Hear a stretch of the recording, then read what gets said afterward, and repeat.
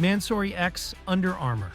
Le Mansory is a special car that not only belongs to Golden State Warriors team captain Stephen Curry, but is also based on a pair of sneakers. Inspired by Under Armour's new Echo sneakers, Mansory adorns the Ford GT with carbon fiber parts, with a checkered pattern, and specially designed 21-inch wheels. The GT sports a unique wide body kit and is painted in yellow and black to match the color of the shoe. Of course, the yellow Under Armour logo is clearly visible on the rear wing. The interior of this special Ford GT is a symphony of yellow and black. The stunning surfaces covered in leather, Alcantara, and carbon fiber almost made us miss the Under Armour logo in the center of the steering wheel. This Curry exclusive is based on the Le Mansory Ford GT, which was introduced in 2020 to celebrate the tuning shop's 30th anniversary.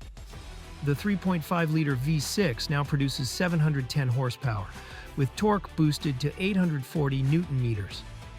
This extra power and aerodynamic components increase the top speed from 348 km/h to 354 km/h.